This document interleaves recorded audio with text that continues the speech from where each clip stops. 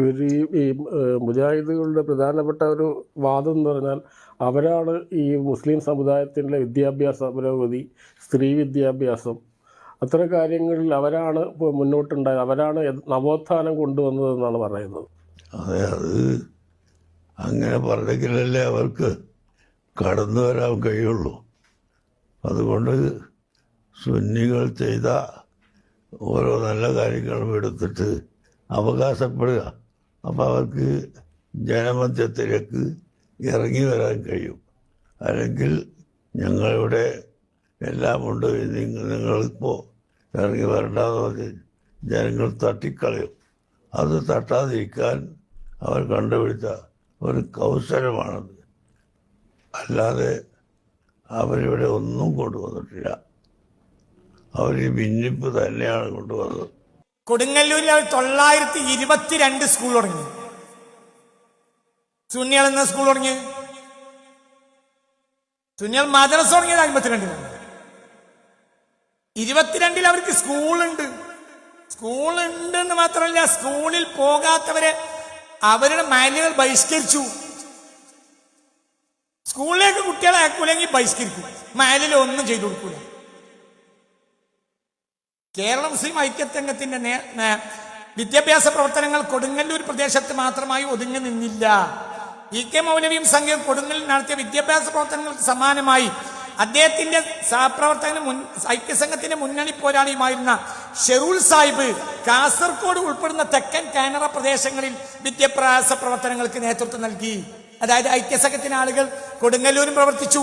എവിടെ വരെ പ്രവർത്തിച്ചു? കാസർഗോഡ് വരെ വിദ്യാഭ്യാസ പ്രവർത്തനങ്ങൾക്ക് നേതൃത്വം നൽകി. നല്ലതല്ലേ? ദേശീയ സമര സ്വാതന്ത്ര്യ സമരത്തിന്റെ പ്രസ്ഥാനങ്ങൾക്ക് വേണ്ടി മുന്നിൽ നിന്നു. ദേശീയ സമര പ്രസ്ഥാനത്തിലും ഷെരൂൽ സാഹിബ് സജീവമായിരുന്നു. ഇ കെ മൗലവിയുമായി ശക്തവും നിരന്തരവുമായ ബന്ധമായിരുന്നു അദ്ദേഹത്തിനുണ്ടായിരുന്നത്. ഇ കെ മൗലവിക്ക് പുറമെ K P Kesava Menon, K Madhavan Nair, U Gopala Menon, Ambalakkat Karunakara Menon, Muhammad Abdurahman Sahib, Kattilassery Muhammad Kutty Moulavi, K M മൗലവി എന്നിവരുമായി ഷെറൂൽ സാഹിബ് നിരന്തരമായി ബന്ധപ്പെട്ടിരുന്നു. അദ്ദേഹം പണക്കാരനാണ്, കാസർകോട്ടുകാരനാണ്. അവിടെ സ്കൂളുകളൊക്കെ ഉണ്ടാക്കിയത് അദ്ദേഹം 922-കളിൽ. അവരുടെ പ്രവർത്തനങ്ങൾക്ക് വിലപ്പെട്ട സംഭാവനകളും ഷെറൂൽ സാഹിബ് നൽകുമായിരുന്നു.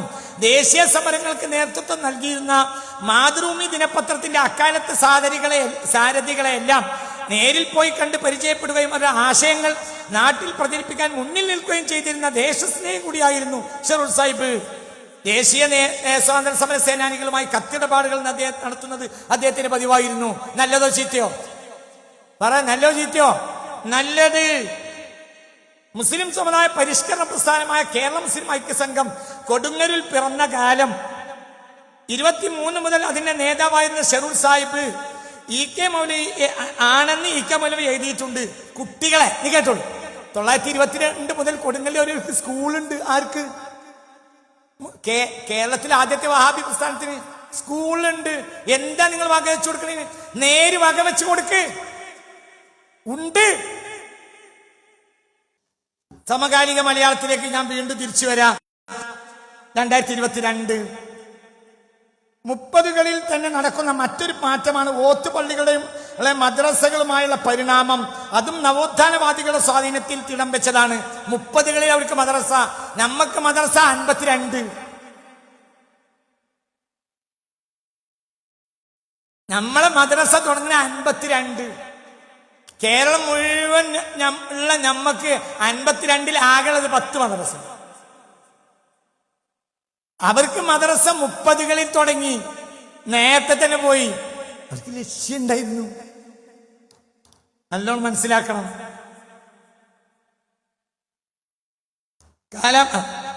ഓത്തുപള്ളികളുടെ പഠനങ്ങളെയും പ്രവർത്തികളെയും കാലാരണപ്പെട്ടതായും സംസ്കാരമില്ലാത്തതായും ചിത്രീകരിക്കാൻ കഴിഞ്ഞതു വഴി അതിനു പകരം പുതിയ ഒരു സ്ഥാപനം വളർത്തിയെടുക്കാൻ നവോത്ഥാന പ്രസ്ഥാനക്കാർക്ക് കഴിഞ്ഞു. 1937 ആയപ്പോഴേക്കും തിരുരങ്ങാടിയിലെ നൂറുൽ ഇസ്ലാം മദ്രസ ഇവരുടെ കേരള ജമിയത്തുൽ ഉലമയ്ക്ക് കീഴിൽ വന്നു. 1937 തിരുരങ്ങാടിയിൽ 1937 നമ്മൾ ആദ്യത്തെ മദ്രസ എന്ന സംഘടന നടത്തുന്ന ആദ്യത്തെ മദ്രസ എന്ന 1952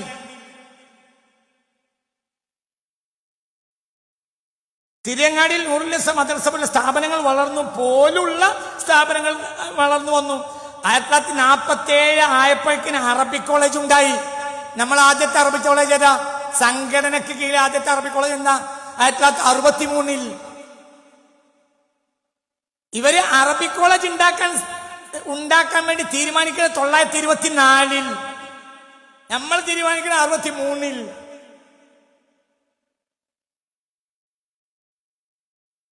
വലിയ വ്യത്യാസ. നമ്മൾ തീരുമാനിക്കുന്നത് 1963. നമ്മളെ സംഘടനയ്ക്ക് കീഴിൽ വന്ന ആദ്യത്തെ അറബിക് കോളേജ് ഏതാ? പട്ടിക്കാട് ജാമിഅ നൂരിയ. ഇവര് 1924 ഐക്യസംഘത്തിന്റെ 2ാം സമ്മേളനത്തിന് 2ാം വാർഷിക സമ്മേളനത്തിൽ തീരുമാനം എടുത്തിട്ടുണ്ട്. നമുക്ക് എന്തു വേണം? അറബിക് കോളേജ് വേണം. പണ്ഡിത സംഘടന വന്നു വേണം.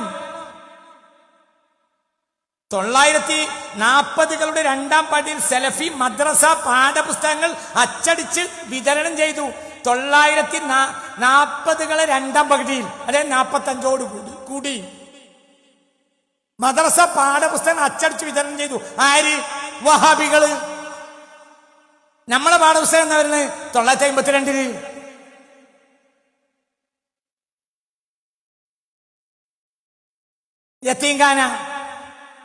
യത്തീംഖാന കേരള ചരിത്രത്തിലെ മുസ്ലിം സംഘടനകൾക്ക് കീഴിലുള്ള ആദ്യത്തെ യത്തീംഖാന തിരുവങ്ങാടി യത്തീംഖാന 1943. എല്ലാവരും ആദ്യം നമ്മൾ അതിനെ പ്രതിരോധിക്കാൻ പിന്നാലെ ഓടിയതാണ്. 1943 കേരളത്തിലുടനീളം വലിയ തോതിൽ കോളറ പടർന്നു പിടിച്ചു. ഒരുപാട് ജീവനുകൾ നഷ്ടപ്പെട്ടു. ഭയാനകമായ സാഹചര്യമുണ്ടായി. അന്ധവിശ്വാസം ഒഴുകിയിരുന്ന ഉൾനാടുകൾ കോളറ അതിഭീകരമായിരുന്നു. ആയിരക്കണക്കിന് ആൾ മരണപ്പെട്ടപ്പോൾ നിരവധി കുഞ്ഞുങ്ങൾ അനാഥരായി. അനാഥ മക്കളെ സംരക്ഷിക്കുക എന്നത് സമൂഹത്തിനു മുമ്പിൽ വമ്പിച്ച ബാധ്യതയായി മാറി. ഈ സന്ദർഭത്തിൽ അനാഥ സംരക്ഷണത്തിന് ശക്തമായ ഇടപെടലുകൾ നടത്താൻ ഇ.കെ. മൗലവിക്ക് കഴിഞ്ഞു. ഇ.കെ. മൗലവി ആരാ? വഹാബികളുടെ ജമിയത്തുൽ ഉലമയായ കേരള ജമിയത്തുൽ ഉലമയുടെ പ്രസിഡന്റ്. അദ്ദേഹമാണ് ഇവിടെ ആദ്യമായി എന്തുകൊണ്ടുവന്ന് ആദ്യത്തെ യത്തീംഖാന കൊണ്ടുവന്നു. തിരുവങ്ങാടിയിൽ യത്തീംഖാന സ്ഥാപിക്കുന്നതിന് അദ്ദേഹം എം.കെ. മൗലവി, എം.കെ. ആജീബ് എന്നിവരോടൊപ്പം ചേർന്ന് പ്രവർത്തിച്ചു. അനാഥ മക്കളെ സംരക്ഷിക്കുക എന്ന സമൂഹത്തിന്റെ ബാധ്യതയായി കണ്ട ഇ.കെ. മൗലവി തിരുവങ്ങാടി യത്തീംഖാന സ്ഥാപിക്കുന്നതിൽ സുപ്രധാന പങ്ക് വഹിച്ചിട്ടുണ്ട്. കേരളത്തിലെ ആദ്യത്തെ വിദ്യാർത്ഥി സംഘടന ആരുടേതാ? പറഞ്ഞോളി. കേരളത്തിലെ ആദ്യത്തെ വിദ്യാർത്ഥി സംഘടന നമ്മുടേതാണ് എന്ന് പറയും. അപ്പോഴല്ലേ രസം. കേരളത്തിലെ ആദ്യത്തെ വിദ്യാർത്ഥി സംഘടന, കേരള ചരിത്രത്തിലെ ആദ്യത്തെ വിദ്യാർത്ഥി സംഘടന ഉണ്ടാക്കിയത് വഹാബികളാണ്. 1924 വിദ്യാർത്ഥി സംഘടന. സമസ്തയുടെ അനൗദ്യോഗിക വിദ്യാർത്ഥി സംഘടന ആദ്യം വരുന്നത് 1973. ഔദ്യോഗിക വിദ്യാർത്ഥി സംഘടന വരുന്നത് 1989 ഫെബ്രുവരി 19.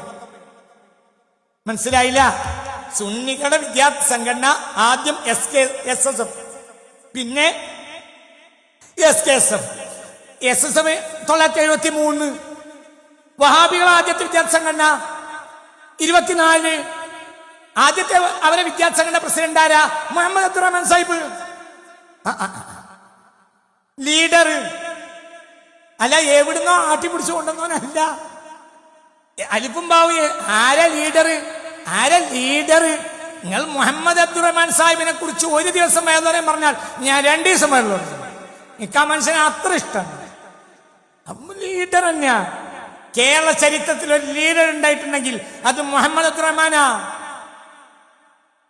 ഡിഗ്രിക്ക് പഠിക്കുന്ന കാലത്താണ് ഇംഗ്ലീഷ് വിദ്യാഭ്യാസത്തിനെ വലിച്ചെറിഞ്ഞിട്ട് ദേശീയ സമരത്തിന് പോകുന്നത്. ആൺകുട്ടിയാ.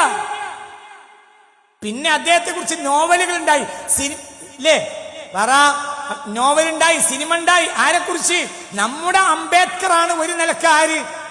ഒരു ലീഡർ എന്ന് പറയാവുന്ന ഒരു നോർത്ത് ഇന്ത്യൻ അംബേദ്കർ നമുക്കുണ്ടെങ്കിൽ അത് ആരാ? മുഹമ്മദ് റഹ്മാൻ സാഹിബാണ്. അവരുടെ വിദ്യാർത്ഥി സംഘടനയുടെ ആദ്യത്തെ പ്രസിഡന്റാണ്. വഹാബി വിദ്യാർത്ഥി സംഘടന ആദ്യത്തെ പ്രസിഡന്റാണ് ആര്? ഈ മുഹമ്മദ് റഹ്മാൻ സാഹിബ്. അപ്പൊ ഇപ്പൊ നമ്മൾ ഈ 100 കൊല്ലം കൂടുമ്പോൾ നമ്മൾ വലിയ പുരോഗതി ഉണ്ടാക്കി എന്ന് പറഞ്ഞാൽ നമ്മളെ സമസ്ത അവരെ സമസ്താകാൻ സാധ്യതയില്ല. കാരണം അവർ പുരോഗതിക്ക് വേണ്ടി ഉണ്ടാക്കിയതല്ല, അധോഗതി കുറയാൻ വേണ്ടി ഉണ്ടാക്കിയതാണ്. നിങ്ങൾ എൻ്റെ കൂടെ ഉണ്ടാവും. മിക്കവാറും നിങ്ങൾ പോകാൻ സാധ്യതയുണ്ട്. നല്ലോണം നിങ്ങൾ പോയാലെന്ത് വന്നാലെന്ത് ഞാനീ പറഞ്ഞ നേരം അങ്ങനെ മനസ്സിലാക്കിയാലേ നമുക്ക് സമസ്തനെ മനസ്സിലാവുള്ളൂ. അല്ല സമസ്ത ഉണ്ടാക്കിയത് മദ്രസ ഉണ്ടാക്കാൻ ഒന്നുമില്ല. മദ്രസ കേരളത്തിൽ ആദ്യം ഉണ്ടാക്കിയത് വഹാബികളാണ്. സംഘടന ആദ്യം ഉണ്ടാക്കിയത് വഹാബികളാണ്. എല്ലാം ആദ്യം ഉണ്ടാക്കിയത് വഹാബികളാണ്. നമ്മളാണ് ഉണ്ടാക്കിയതൊക്കെ വെറുതെ. ഇപ്പോൾ നിങ്ങൾ SKSF കുട്ടികളൊക്കെ ഇങ്ങനെ സ്റ്റേജിന്മേൽ കയറി നുണ പറയും. അതൊക്കെ നുണയാണ്. അതിനൊന്നും നിങ്ങളൊന്നും വിചാരിക്കരുതട്ടാ. ഇനിയിപ്പോൾ നിങ്ങൾ എറിഞ്ഞാട്ടിയാലും ഞാൻ പോവും, എറിഞ്ഞില്ലെങ്കിലും പോവും. കാരണം നിങ്ങളെന്ന് എനിക്ക് പേടിയില്ല. എനിക്കെൻ്റെ റബ്ബിന് പേടിയുള്ളൂ. നേര് പറയണം. പണ്ട് കാലത്ത് പലതും അങ്ങനെ പറഞ്ഞുപോയി. സദസ്സിന് അനുസരിച്ച് തോന്നിയതൊക്കെ പറഞ്ഞു. പല ഇതൊക്കെ പറഞ്ഞു കേൾക്കുമ്പോൾ ഇതൊക്കെയാണ് വലിയ കാര്യം തോന്നിയിരുന്നു. പിന്നെ ആലോചിക്കുമ്പോൾ ആ കാര്യം മനസ്സിലാണ്. ഒരു മഹല്ല് വഹാബികൾക്ക് ഇല്ലാത്ത കാലത്താണ് ഐക്യസംഘം വരുന്നത്. സമസ്ത ഉണ്ടാക്കുമ്പോഴത്തിന് കുറച്ച് മഹല്ല് കൊല കയ്യപ്പെട്ടു. സമസ്ത അധോഗതിക്ക് തന്നെ പോയി. എന്തുകൊണ്ട്? എന്നാലും ഒലക്ക് പിടിച്ചിക്കാൻ കഴിഞ്ഞില്ല.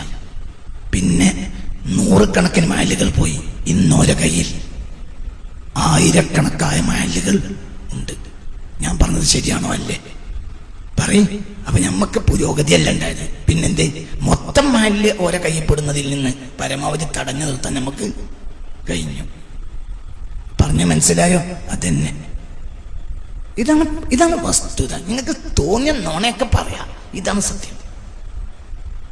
ഇത് പുരോഗതിക്ക് ഉണ്ടാക്കിയ സംഘടന ഉണ്ടല്ല. അല്ല, ഇത് അധോഗതി കുറയാണ്ടാക്കിയതാണ്. നോണ സ്റ്റേജ് കയറി നോണ പറയണം നിർത്തിയിട്ട് നേരെ ആലോചിച്ചാൽ നമുക്ക് ഈ സംഗതിയെ മര്യാദക്ക് മുന്നോട്ട് കൊണ്ടുപോകാൻ കഴിയും.